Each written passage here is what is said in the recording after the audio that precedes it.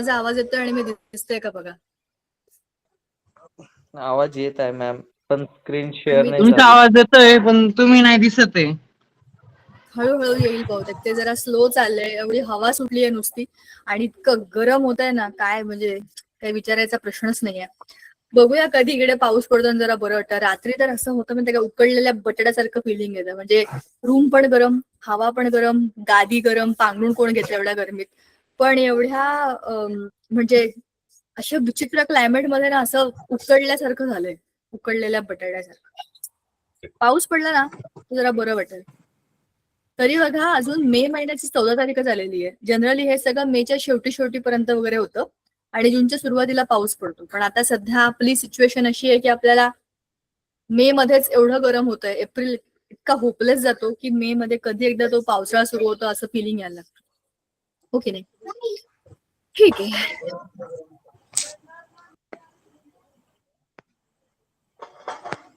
Ma'am तुमच्या mute झालो. हा, मी ऍक्च्युली ह्याला सेट करत होते, स्क्रीन शेअर करायची आहे मला. आता तुम्ही सांगा की मागच्या वेळेला आपण कुठला धडा सुरू केला होता, त्यातलं तुम्हाला काय लक्षात आहे, आणि आता आपण कुठल्या टप्प्याबद्दल बोलणार? मीन्स मॅडम इंट्रोडक्शन होतं. मॅम मी मागच्या क्लासला जॉईन नव्हतो झालो. ओके, मग बाकीचे काय सांगतात ते तुला आता ऐकावं लागेल.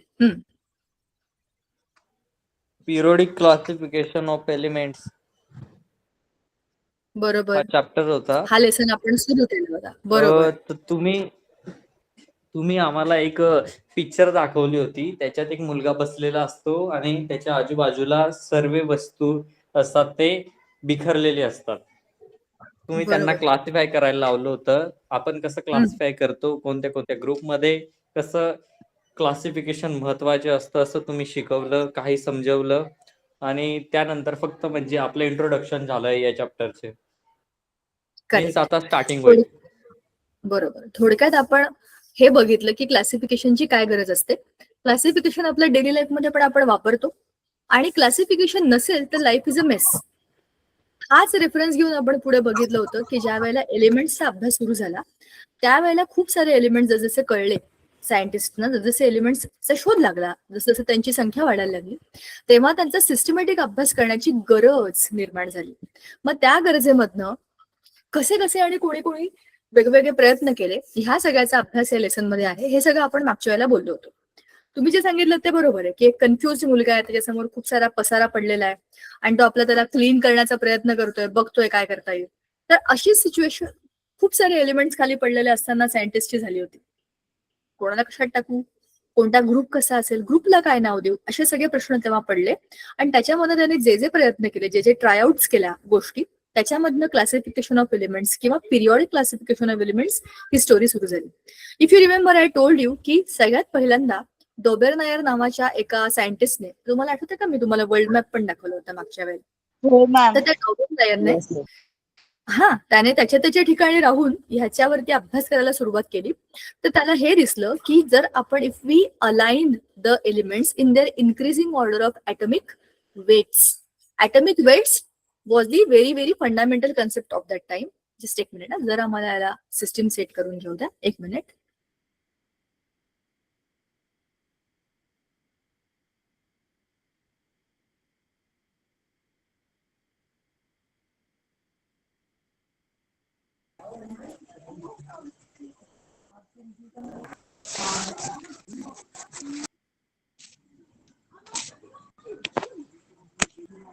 बरं, आता असं बघूया की माझ्याकडनं काही डिस्टर्बन्स नाहीये असं मी ट्रायआउट करते. त्याच्याकरताच मी जरा अरेंजमेंट बदलत होते. आणि तुम्ही पण जर तुमचे माईक बंद करा. आता मी स्क्रीन शेअर करते, ऑलरेडी केली आहे, आणि बुक तुमच्या समोर ओपन केलंय. So this is your book, text book, that page that we have entered in to. So Dobereiner's triad याच्यामध्ये या डोबेरनायरने त्यावेळेला जे 30 elements were known at that time. This is the story in 18th century. 1817 म्हणजे जेव्हा जेव्हा नुकतंच 1800 शतक सुरू झालं होतं तेव्हाची गोष्ट आहे. ही was a German scientist, Germany मधला होता. तुम्हाला आठवत असेल तर मॅप मध्ये आपण जर्मनी शोधलं होतं. तिकडे ह्याने सगळ्यात पहिल्यांदा ह्या गोष्टीची सुरुवात केली. जे काही 30 एलिमेंट्स त्यावेळेला माहिती होते तर त्या 30 एलिमेंट्सना मांडायचं कसं, एका सिस्टमॅटिक पद्धतीने त्यांना लावायचं कसं, हा तेव्हा त्याने विचार केला. आणि त्यावेळेला त्याला कळलं की ह्या सगळ्या एलिमेंट्सना जर मी त्याच्या चढत्या क्रमाने लावलं ऍटॉमिक वेटच्या. आता मी तुम्हाला मागच्या वेळेला एक गोष्ट सांगितली होती, atomic weight and atomic number are two different concept. How? atomic weight is the weight of the element, but atomic number is the number of element. I told you last time also, तुमच्या क्लासमध्ये 50 मुलं असतील. If I call you all as per your roll number for the oral exam, तर मी इथे teacher आहे आणि मी तुम्हाला बोलेन चला रोल नंबर 1 to 5 इकडे या, रोल नंबर 6 या, रोल नंबर 7 या. ऑल तुम्ही अकॉर्डिंग टू रोल नंबर्स. कोणाचं तरी माईक ऑन आहे, बंद करा बरं आपले आपले माईक. ठीक आहे. आता ह्याच्यामध्ये आता काय होणार आहे, कोण आहे बरं हे? कोण? बळीराम गावडे. चला मी स्पीकर करते, नो प्रॉब्लेम, मी करून टाकते. ठीक. आता ह्याच्यामध्ये काय आहे, सगळ्या मुलांना तुम्हाला मी तुमच्या रोल नंबर प्रमाणे बोलावते, तुमची एक्झाम घेते. I have no tension about your name. I have to do nothing with your surname. I have to do nothing where you stay. It has no issue with whether you are girl or a boy. तुमचा roll number ही तुमची ओळख आहे माझ्याकडे.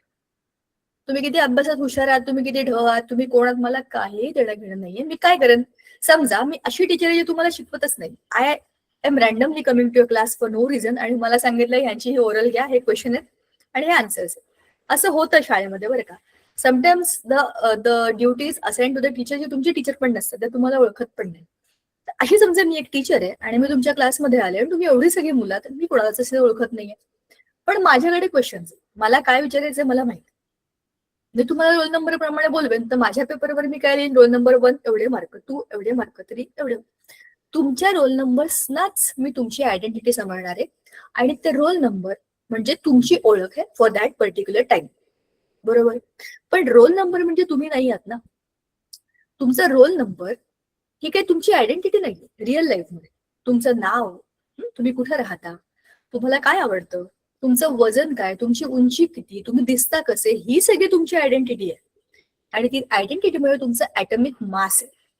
Your atomic mass is your actual identity. But where you are in the class, that is your roll number, that is your atomic number. आता हे सगळं मी तुम्हाला का सांगते, याच्याकरता सांगते की पूर्वी ह्या सगळ्या स्टडीजमध्ये जेव्हा आपण एलिमेंट्सचं क्लासिफिकेशन करायला सुरुवात केली, त्यावेळेला आपण एलिमेंट्सचं वजन बघितलं. वजन म्हणजे त्यांचं मास बघितलं. त्यांचा ऍटॉमिक नंबर काय वगैरे ही कन्सेप्टच त्यावेळेला नव्हती. सो काय माहिती होतं, त्याचं वजन किती. वजन किती आहे, ह्याचं किती, त्याचं किती, त्याचं किती, असं जर वजन आपल्याकडे असलं तर आपण काय करू, त्याला स्वाभाविक आहे ना, ह्याचं किती, याचं किती नंबर्स आहेत आपल्याकडे, आपण त्याला अरेंज करू एका फॉर्मॅटमध्ये. सो तो ऑटोमॅटिक आलेला increasing order of their atomic weight was the basic of this classification. आता एका रांगेमध्ये अशा लोकांना तुम्ही उभं केलं वजनाप्रमाणे. पहिल्या आणि तिसऱ्या मित्राच्या वजनाचा एव्हरेज मधल्या मुलाच्या वजना एवढा आला. हे ऑब्झर्वेशन आहे.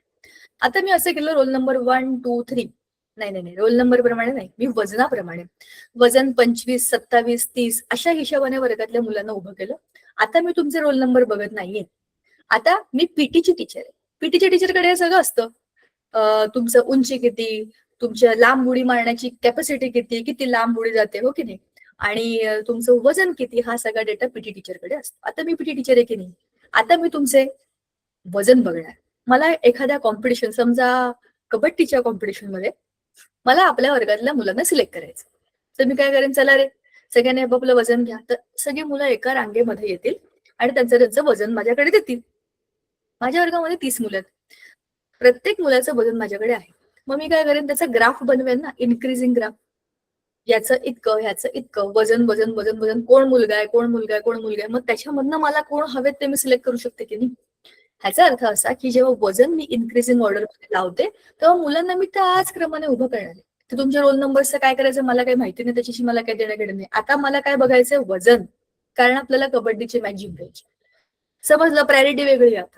आता पहिल्या आणि तिसऱ्या मुलाचं वजन त्याला मी ऍड केलं, त्याचं 10 अधिक याचं 30, 30 अधिक 10 झाले 40, भागिले 2 म्हणजे किती झाले 20. तर मधल्याचं वजन आलं 20, ह्याचं 10, ह्याचं 20, ह्याचं 30.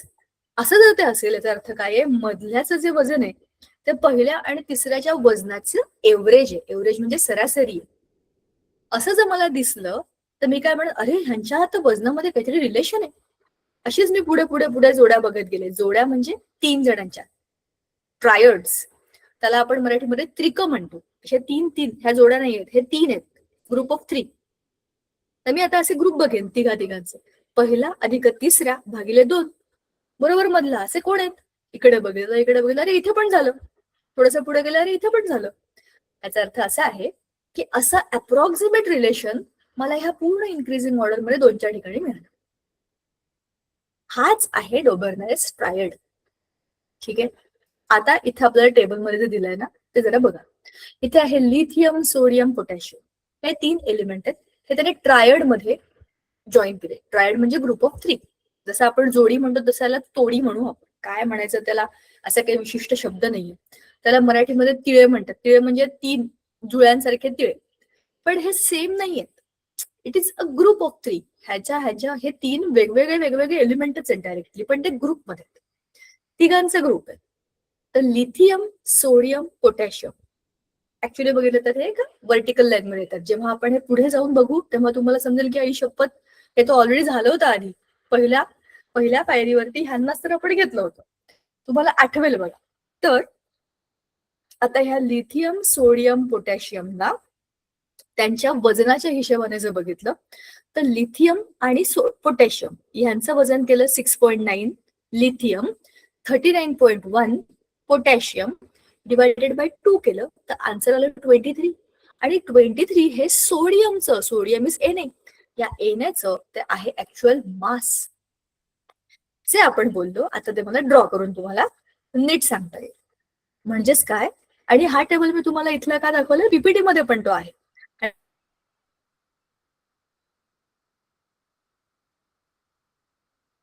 आणि पीपीटी मध्ये तो सॉल्व्ह केलेला पण मला तो इथे का दाखवायचा, कारण इथे त्याला कॅल्क्युलेट केलेलं आहे. बघा हा जो आहे हा आहे आपला लिथियम. असं जेव्हा गाडी बेंचवर चालत नाही त्यावेळेला माझा कॅमेरा मला बंद करायला पाहिजे. I know this from my previous experience. तर बघा 6.9 आहे लिथियम आणि पोटॅशियम इज 39.1. याची सरासरी केली आपण.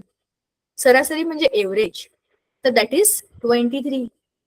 आता 23 is the atomic mass of sodium.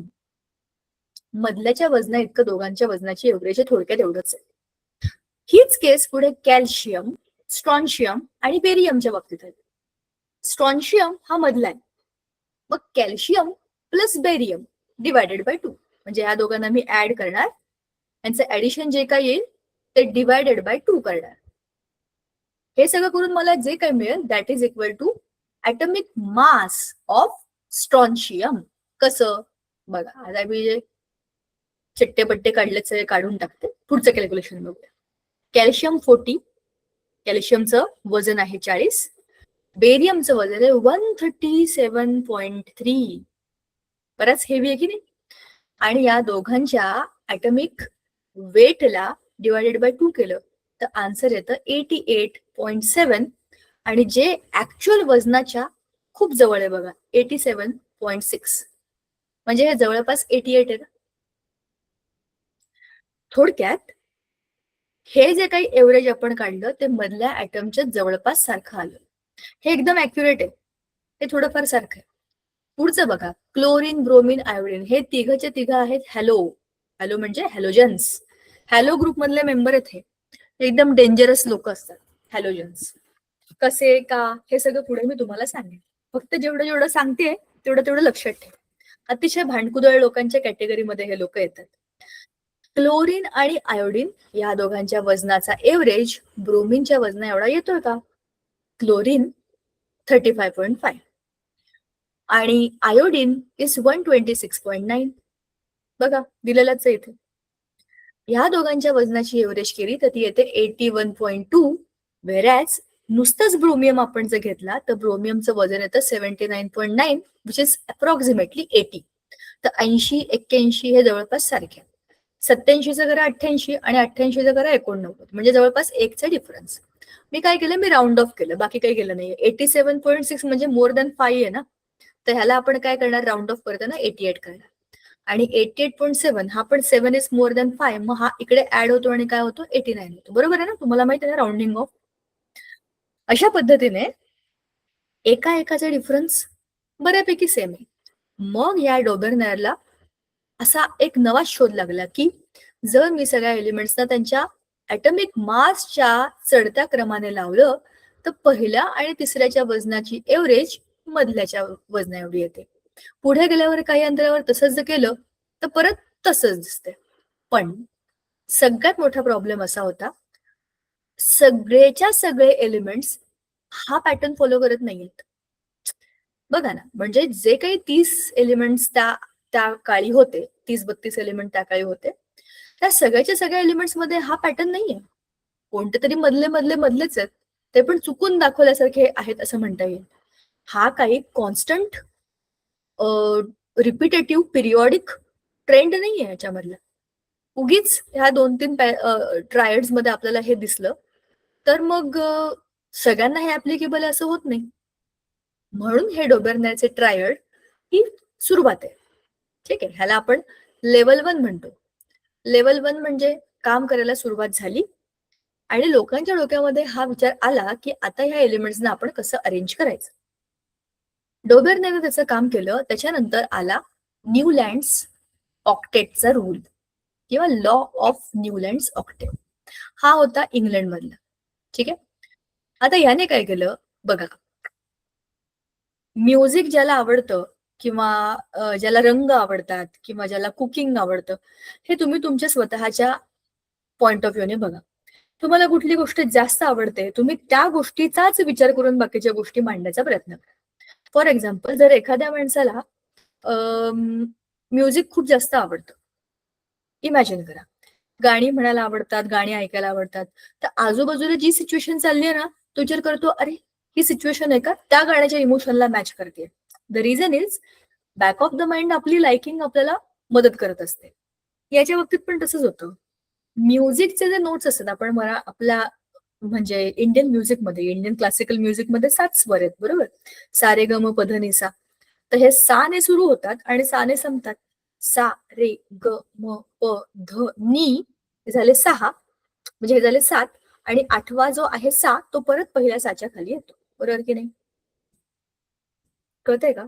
सा रे ग म प ध नि हे 7 स्वर आहेत नि पर्यंत, आणि पुढचा जो वरचा, आपण त्याला वरचा सा म्हणतो, तो पहिल्या साच्या खाली येतो. तो साच आहे, फक्त तो वरच्या पट्टीत म्हणायचा आहे. म्हणजे 8वा जो स्वर आहे तो पहिल्या स्वराच्या खाली येऊन बसलाय. समजतं का?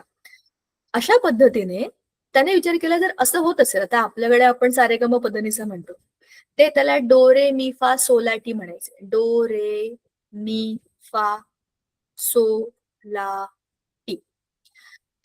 ते पियानो शिकतात ना, त्याच्यावरती हे असे असतात. त्याला आपल्या मराठी किंवा इंडियन म्युझिकच्या हिशोबाने सारेगम पदनिसाच म्हणतो आपण.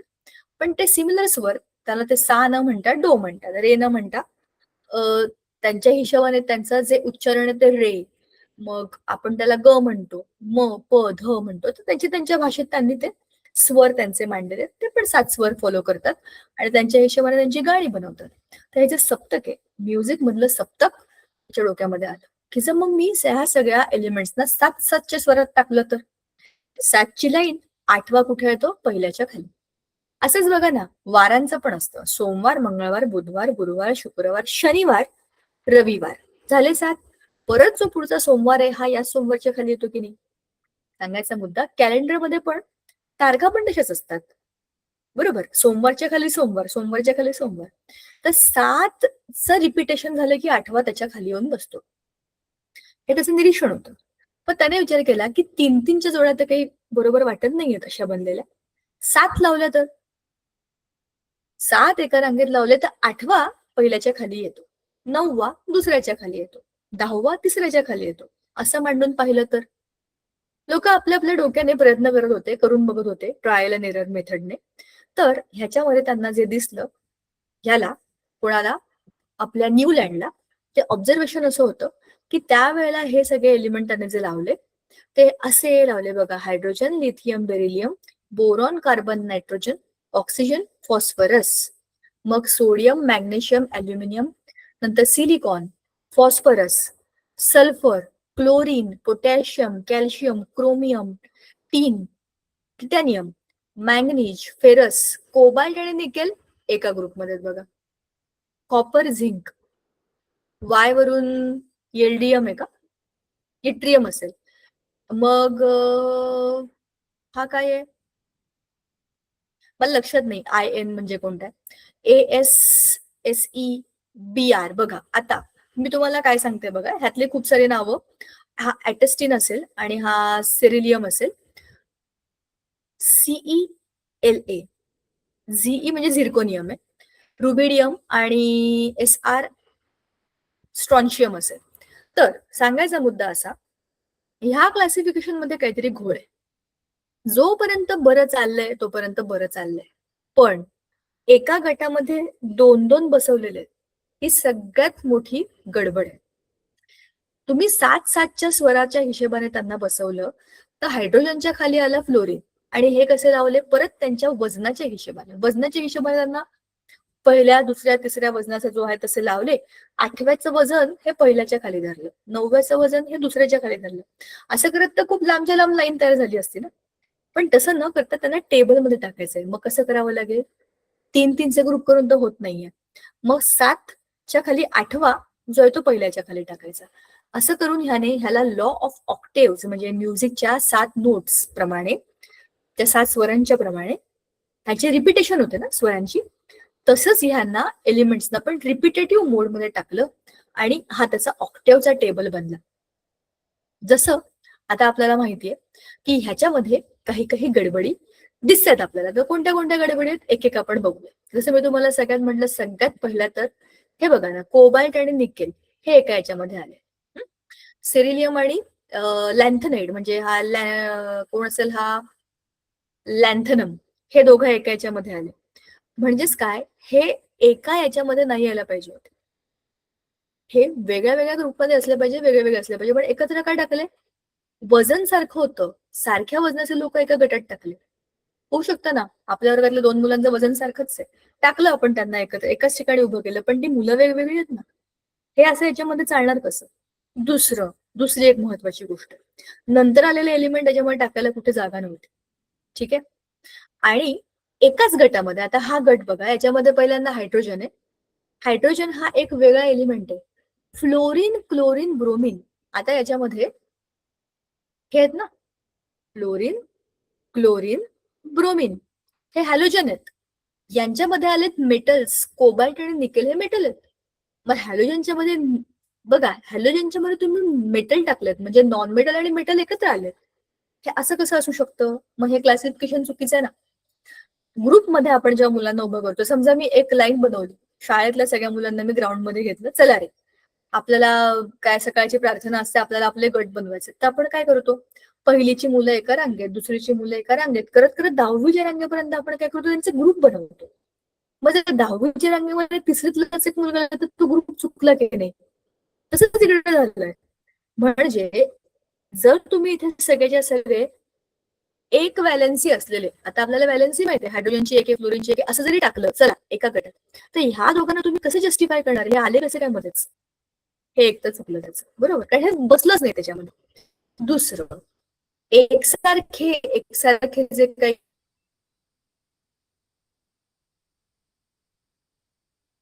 एलिमेंट्स आहेत ते कुठे कुठे वेगळीकडे चालले गेले. नको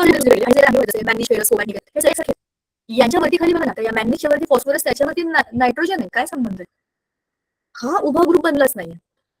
ठीक आहे. म्हणजेच काय बघा, Newland place the metals cobalt and nickel under the note do, या डोच्या खाली आणले. सो ते काय आहेत, हॅलोजन्स आहेत आणि नॉन मेटल्स आहेत. त्याच्यामध्ये आपले मेटल झालेत, त्याच्यामुळे हे आपलं चुकलं, क्लासिफिकेशन चुकलं म्हणजे परफेक्ट नाही. म्हणजे हे करायला काय पाहिजे होतं, असं आहे का, काय झालं, हा, म्हणजे हे चुकलं का सगळ्याच्या सगळं केलेलं काम, असं नसतं. सायन्समध्ये कुठलाही प्रयोग हा चुकत नाही. द रिझन इज किती स्टेप असते. समजा अगदी साधा प्रयोग आपण जरी घेतला की पाणी त्यात मीठ टाकलं आणि त्याला विरघळवण्याचा प्रयत्न केला, ते विरघळलं ओके, पण ते विरघळलं नाही तर चुकलं का? नाही, काहीतरी वेगळंच होतं म्हणून ते नाही विरघळलं. मग काय वेगळं हे शोधणंच तर रिसर्च आहे की नाही. आता पहिल्या प्रयोगामध्ये आपण त्याला 3-3च्या गटात टाकलं तर ते जमलं नाही हे आपल्याला दिसलं, म्हणूनच तर प्रश्न पडला नाही की आता काय करायला पाहिजे. मग 7च्या गटात टाकलं, ग्रुप ऑफ 7 आणि ऑक्टेव्हचा रूल आपण फॉलो केला. याच्यामध्ये सगळं चुकलं का? नाही, एक बरा टेबल तयार झाला बघा ना, बऱ्यापैकी एक टेबल दिसतोय, त्याच्यामध्ये काहीतरी दिसतायत, ग्रुप दिसतायत. हे ग्रुप बरोबर बनलेत का? नाही बनलेत. मग आता काय करायला पाहिजे? अशी जेव्हा गोष्ट येते तेव्हा स्टोरी पुढे जाते आणि मग येतो मेंडलीव. बरोबर? जर्मनी आणि इंग्लंड पर्यंतची ती गोष्ट होती. आता आपण आलोय रशियामध्ये. आता ही कधीची गोष्ट आहे? 1869. 1869च्या आसपास, म्हणजे त्या 18व्या शतकाच्या सेकंड हाफ मधली ही गोष्ट आहे. पहिल्या हाफ मध्ये हे 2 प्रयोग झाले. सेकंड हाफ मध्ये आता मेंडेलिव्हने त्याचा स्वतःचाच एक भारी आणि एक वेगळाच प्रयोग केला. त्याच्या आधी let me tell you about Mendeleev. But I want to stop sharing my screen because I want to see you all. त्याची स्टोरी मला सांगायची आहे, कारण की असे भन्नाट सायंटिस्ट जे असतात ना, त्यांना आपण ऐकलं ना की आपल्याला असं वाटतं काय भारी लोक होते ना. काय झालं बघा, मेंडेलिव्हची स्टोरी खूप इंटरेस्टिंग आहे. ही 18व्या शतकातली गोष्ट आहे आणि his family was a mixed family. म्हणजे त्याची आई खूप श्रीमंत बॅकग्राऊंडची होती, त्याच्या आईकडची फॅमिली खूप श्रीमंत होती आणि बाबा बऱ्यापैकी चांगल्या फॅमिलीतले होते, but he was a teacher, that two of mathematics. म्हणजे त्या काळामध्ये मॅथ शिकवणारा माणूस म्हणजे किती हुशार असेल. आणि ते 15-16 मुलं होती ती, म्हणजे 15-16 भावंड होती. पण त्यात तुम्हाला माहिती असेल तर पूर्वीच्या काही 18व्या शतकामध्ये मुलं जन्माला आल्यानंतर त्यातल्या खूप साऱ्या मुलांना म्हणजे काही काही डिसिजेस व्हायचे, त्यांच्या तब्येती खराब व्हायच्या आणि त्यावेळेला त्यांना मेडिसिन्स चांगले नव्हते किंवा इतकी चांगली मेडिकल केअर नव्हती, त्यामुळे खूप सारी मुलं दगावायची. तर अशा या सगळ्याच्या मध्ये अगदी शेवटी हा एकटाच मेंडेलिव्ह, डिमिट्री त्याचं नाव, डिमिट्री मेंडेलिव्ह, तर तो एकटाच उरला आणि त्याच्या बाबांना नंतर थोडं दिसेनासं झालं, त्यांची तब्येत बिघडली आणि ते गेले. पण त्याची आई जी होती, जसं मी म्हटलं की she was from a very rich family. ते जिकडे राहत होते तिकडे त्यांची काच बनवण्याची फॅक्टरी होती, मेकिंग ऑफ ग्लास मेकिंगची फॅक्टरी होती. त्याच्या आईने ती सुरू केली पुन्हा, म्हणजे घर तर चालवायला पाहिजे ना आणि त्याला शिकवायला पण पाहिजे, कारण तो मुलगा खूप हुशार होता लहानपणापासून. हे असे जे सायंटिस्ट असतात ते लहानपणापासूनच हुशार असतात आणि तो प्रॅक्टिकली गोष्टी करून बघायचा, पण शांत होता, म्हणजे ऑब्झर्वंट होता आणि गोष्टी करून बघणार होता. त्याला चांगलं शिकवायचं आणि त्याच्याकडे लक्ष द्यायचं, कारण आता he was the only purpose of her life. तर मग त्यांनी तो काचेचा कारखाना सुरू केला आणि त्या कारखान्यामध्ये हा जेव्हा आई बरोबर जायचा, तो बघायचा ती काच कशी बनते. तुम्ही तसे व्हिडिओ बघितला असेल, मागच्या वर्षी आपण बघितलाय का? नसेल तर तुम्ही युट्यूबवर पण बघू शकता. खूप इंटरेस्टिंग असतं ते. असं भट्टीत टाकतात, त्याला तापवतात, वाळू बिळू सिलिका असं सगळं मिक्स केलेलं असतं आणि मग नंतर ते भट्टीत तापवून आल्यानंतर एकदम उकळलेलं असतं आणि मग त्याला तो हवा, तो शेप देता येतो. त्या कारखान्यामध्ये त्याला पहिल्यांदा ही गोष्ट समजली की काही गोष्टी मिक्स केल्यावर काही गोष्टी बनतात. असे तो केमिस्ट्रीचा बेस आहे, बरोबर की नाही. मग तो मुलगा हळूहळू मोठा झाला, हुशार व्हायला लागला आणि त्याच्या अभ्यासाकरता त्याच्याने त्याला थोड्याशा लांबच्या युनिव्हर्सिटीमध्ये पाठवलं. हे सगळं रशियामध्ये चाललं होतं. तो दुसरीकडे गेला, दुसऱ्या लांबच्या शहरामध्ये गेला, चांगला अभ्यास केला आणि तो कॉलेज म्हणजे ग्रॅज्युएट झाला. ज्या कॉलेजमध्ये तो शिकला त्याच कॉलेजमध्ये त्याला प्रोफेसर म्हणून त्यांनी जॉईन कर बाबा म्हणून सांगितलं, because he was a very good student that time. त्यावेळेला म्हणजे ज्या वेळेला हा सगळा 18th सेंचुरीचा सेकंड पार्ट चालला होता, त्यावेळेला ऑर्गॅनिक केमिस्ट्री ही खूप जोरात होती. म्हणजे ऑर्गॅनिक केमिस्ट्रीचा अभ्यास खूप ठिकाणी चालला होता, त्याच्यावरती काहीतरी रेफरन्स बुक्स होते, लोकांनी काहीतरी एक्सपेरिमेंट केले, त्याची लिहून ठेवलेली पुस्तकं होती. People use to follow them, to refer them as the guiding books. But unfortunately, there was no reference book for inorganic chemistry. Inorganic chemistry is the chemistry of all the elements except carbon. कार्बनच्या रेफरन्ससाठी एवढे reference books, एकटा carbon सोडला तर बाकी एवढे सगळे लोक आहेत जगात, त्यांना रेफर करण्याकरता काय. But he was a teacher and he was working in the laboratory. आणि he was not just an idiot going to the office doing his job. He was very, very observant and he was observing each and everything that he was doing in the lab. त्याने केलेले प्रयोग, त्याच्याकडे असलेलं material, college लॅबमध्ये त्याने जे जे काही केलं त्याच्यात त्याला जे दिसलं त्या सगळ्याच्या त्याने पद्धतशीर स्वतःच्या नोट्स काढल्या. प्रत्येक एलिमेंट कसा काम करतो ह्याचा एक त्याने स्वतःचा टेबल बनवला आणि त्याचं स्वतःचं एक बुक पब्लिश केलं ते इनऑर्गॅनिक केमिस्ट्रीसाठी, म्हणजे बाकी सगळ्या एलिमेंट्सच्या अभ्यासासाठी लोकांना मिळालेलं पहिलं पुस्तक होतं.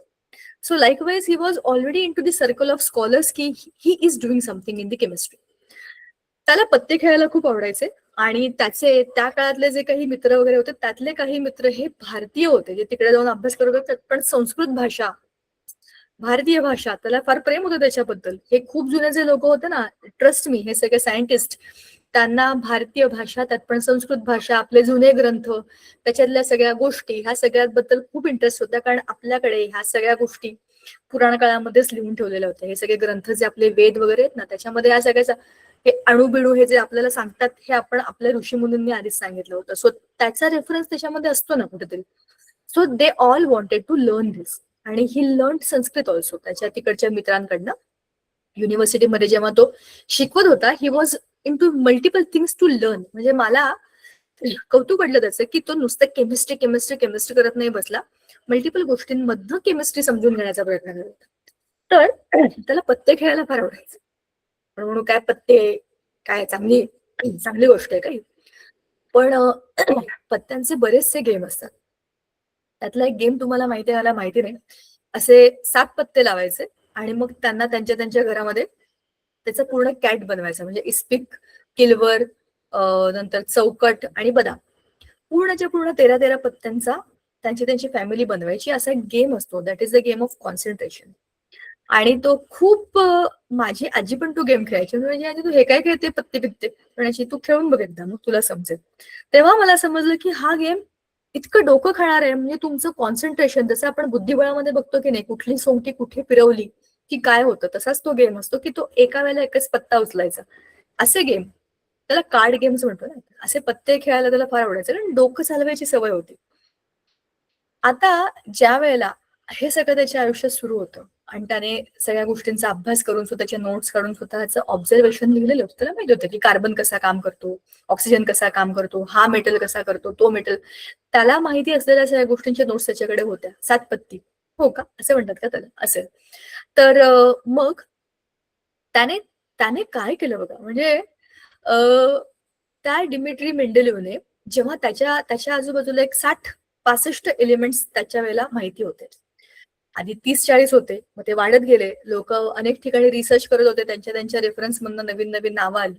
असे 60-65 एलिमेंट जेव्हा त्याच्याकडे आले, त्याने त्या 60-65 नावांचा पत्त्यांचा कॅट बनवला. स्वतःचा एक कॅट बनवला, एक कार्ड आणि त्याच्यावरती त्या एलिमेंटचं नाव. पण आता त्याने त्याचं नाव आणि त्याचं वजन, नाव वजन असा तो कार्डचा गेम बनवला.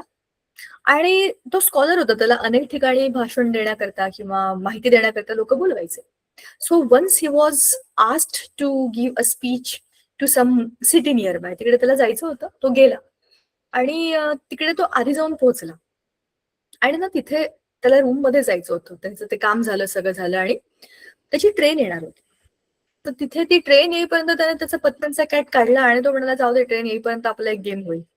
आणि ते पत्ते हे एलिमेंट्सचे पत्ते होते आणि तो ते पत्ते काढून घेऊन त्यांना लावत होता, ठेवत होता, इकडे लाव तिकडे, तसं ही was playing his card game. तो त्याच्यामध्ये एवढा रमला होता की त्याची ट्रेन आली आणि गेली, त्याला कळलं सुद्धा नाही. आणि he was playing his own game.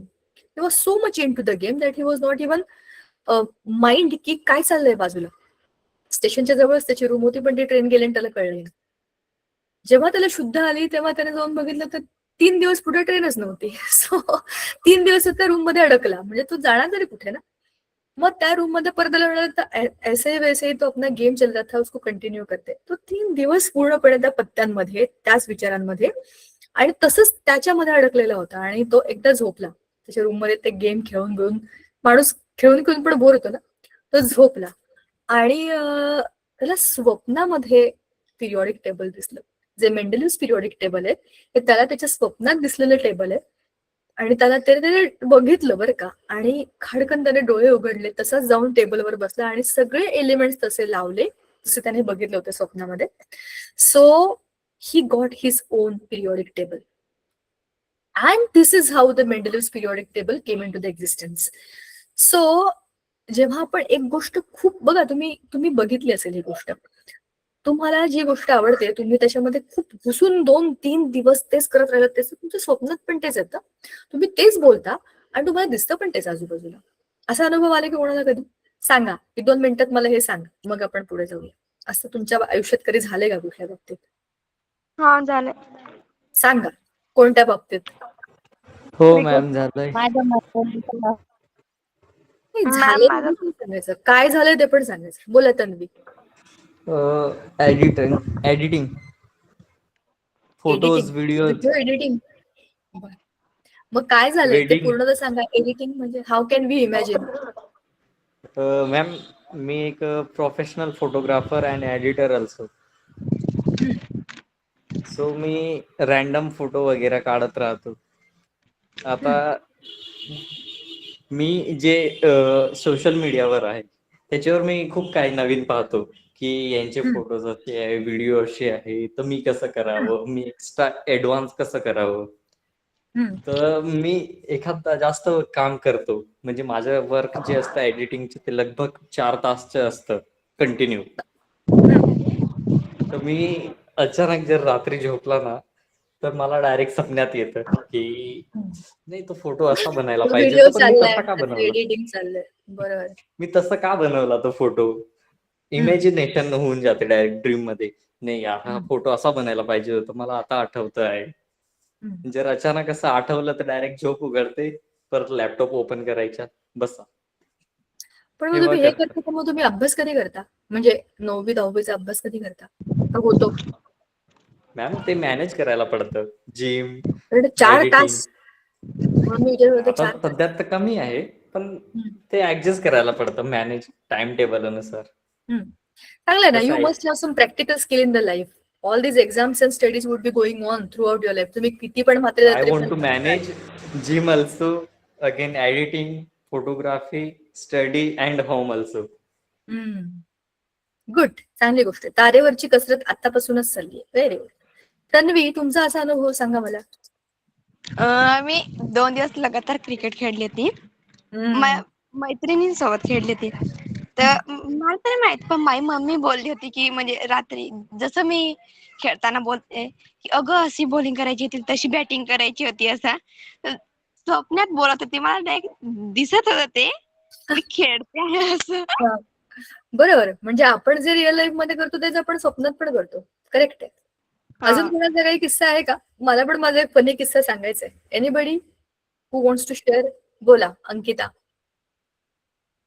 Ma'am, मी स्वप्नात बोलत होती. माझी मम्मी म्हणे तू तुझ्या मैत्रिणींना नाही का म्हणे डायरेक्ट शिव्या देत होती म्हणे. ते तुझी वही मागत होते म्हणे, डायरेक्ट नोट्स शिवाय मागत होते म्हणे.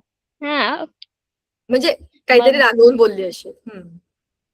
माझी तू मैत्रिणी काय करतात मॅडम, माझ्याजवळ जे नोट्स असतात, मी जे अभ्यास केला असतो तो मागतात.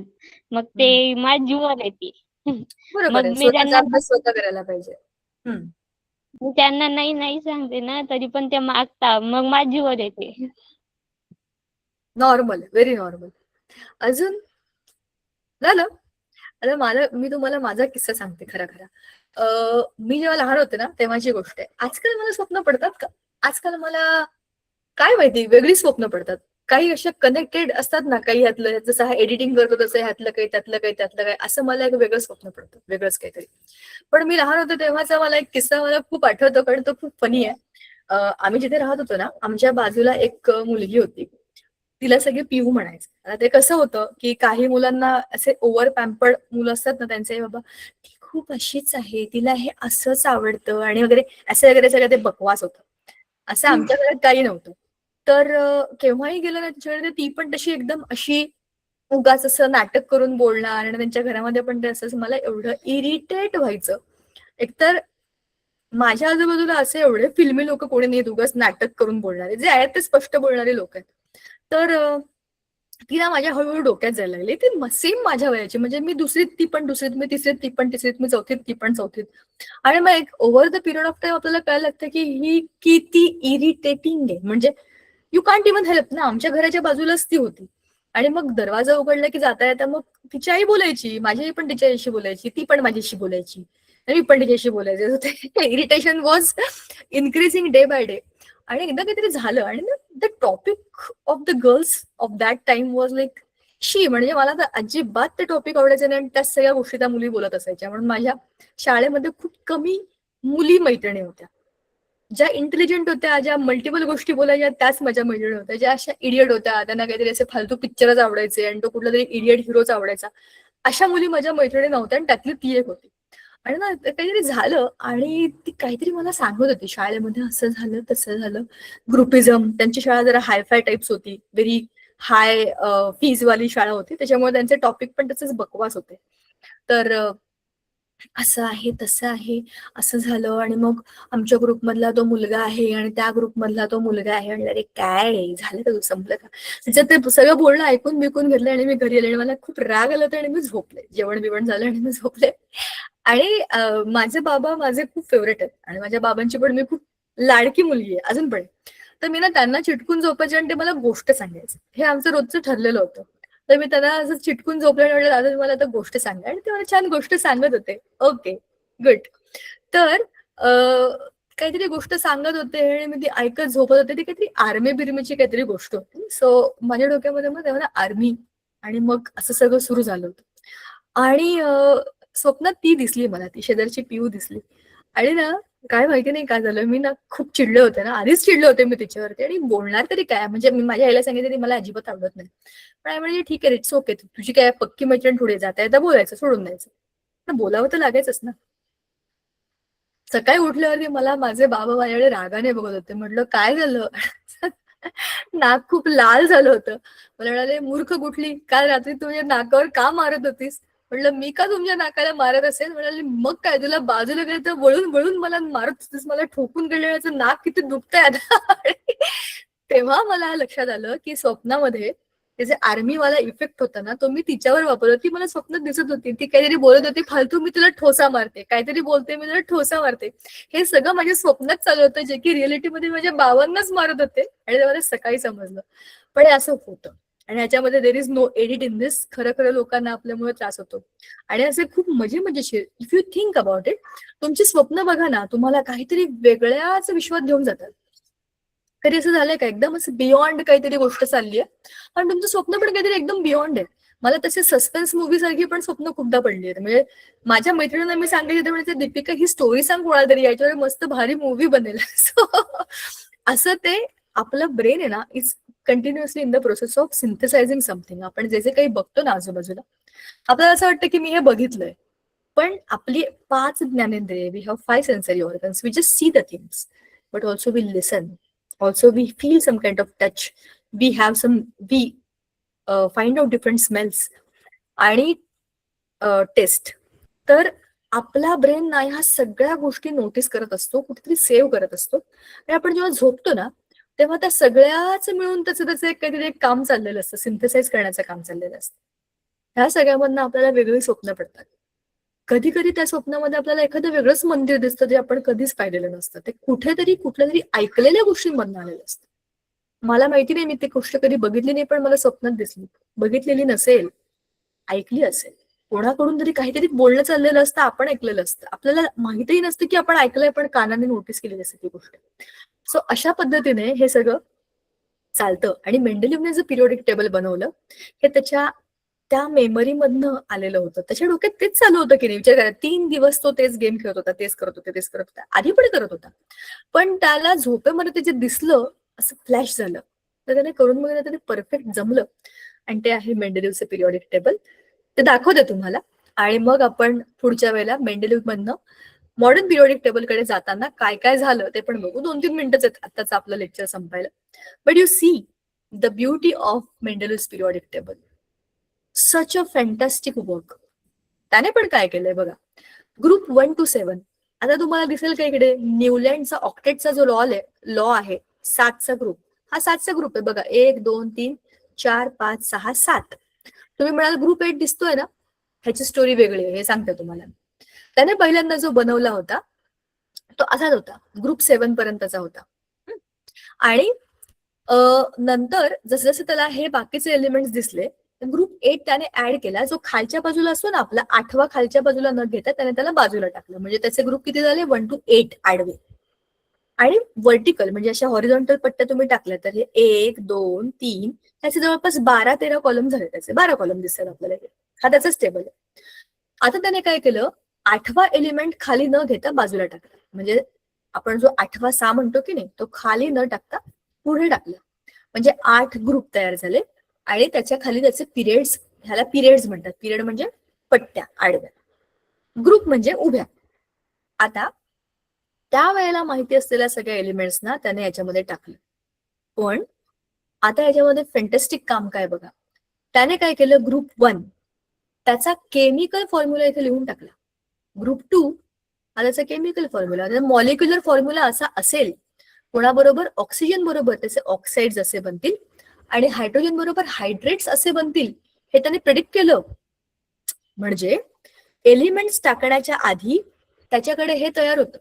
का बरं? त्याने अभ्यास केला होता, तो लॅबमध्ये काम करत होता, तो मुलांना जे शिकवत होता त्याचे ते ऑब्झर्वेशन्स होते, त्याने इकडे वापरले आणि त्याच्या टेबलमध्ये हे सगळं सिस्टमॅटिक आलं. म्हणजे ज्या एलिमेंटला, तर समजा तुम्ही इथे हायड्रोजन घेतला, तर आर म्हणजे हायड्रोजन आहे, तर H2O म्हणजे पाणी आहे, बरोबर लागतं का बघा. MgO मॅग्नेशियम ऑक्साईड आहे, Al2O3 अल्युमिनियम आहे, बरोबर. इकडे कार्बन आहे, CH4 झालं CH4 आणि CO2 झाला CO2. म्हणजे जे जे काही एलिमेंट्स खाली आले ते सगळेच्या सगळे हा मॉलिक्युलर फॉर्म्युला फॉलो करणार. अमेझिंग गोष्ट आहे की नाही. हायड्रोजन, त्याच्या खाली लिथियम, सोडियम, पोटॅशियम आणि मग एका रांगेमध्ये खाली सगळे मेटल आले. जी वरची चूक होती की नाही, नॉन मेटल मध्ये मेटल, मेटल मध्ये नॉन मेटल, तसं इथे गडबडलेलं बरं झालं. तो इतका इंटेलिजंट होता, इतका कॉन्फिडंट होता त्याच्या कामाबद्दल, की जे एलिमेंट त्यावेळेला सापडले नव्हते, हा बघा, हा एक रिकाम आहे, हा रिकाम आहे आणि हा रिकाम आहे, ह्या तिघांचे त्याने ऍटॉमिक मास प्रिडिक्ट केले आणि त्याच्या प्रॉपर्टीज पण सांगितल्या, की हा आलेला एलिमेंट असा असेल, त्याच्या खालचा असा असेल, त्याच्या बाजूचा असा असेल. स्वतःच्या कामाच्या बाबतीमध्ये माणूस किती कॉन्फिडंट असू शकतो याचं उदाहरण आहे. हे एलिमेंट शोधले गेलेले नव्हते, पण त्याने त्यांना नावं दिली. एका बोरॉन, एका एल्युमिनियम आणि एका सिलिकॉन. एका म्हणजे च्या खालचा, एका बोरॉन, बोरॉनच्या खालचा, एका अल्युमिनियम आणि एका सिलिकॉन, अशी त्यांना नावं दिली. आणि त्यांच्या प्रॉपर्टीज अशा असतील, वजन एवढं असेल, त्याचं केमिकल प्रॉपर्टी एवढी असेल, त्याची रेडियस एवढी असेल, हे सगळं सांगितलं. आणि नंतर जेव्हा ते खरे खरे सापडले तर ते परफेक्ट मॅच झाले त्याच्या दिलेल्या डिस्क्रिप्शन बरोबर. पिरियॉडिक टेबल ऑफ मेंडलीव्ह इथपर्यंत आपण थांबूया. पुढच्या सगळ्या गोष्टी आपण पुढच्या वेळेला बोलू. पण इथपर्यंत तुम्हाला हे सगळं सांगण्याची मला गरज का वाटली, नुसतेच तो पिरियॉडिक टेबल आहे, मेंडलीव्ह आहे आणि पाठ केलं, त्याचे ड्रॉबॅक, त्याचे पॉस्ट्युलेट, हे तर सगळेच करतील. बट यू शुड अंडरस्टँड की ही गोष्ट किती डीप आहे आणि गोष्ट कसली भारी आहे. शोध लावणं, ते पण अशा पद्धतीने शोध लावणं, ते आपल्याला कधी कधी खूप मोटिवेट करू शकतं. So here I am leaving the Mendeleev with you for now. त्याच्यावर विचार करा, त्याला वाचा, समजून घ्या. पुढच्या वेळेला त्याच्या पुढच्या टप्प्याकडे आपण जाऊ. ठीक आहे, थांबूया आज आपण इथे. Yes ma'am. Bye bye. Good bye night. Bye ma'am. Ma'am. Bye bye.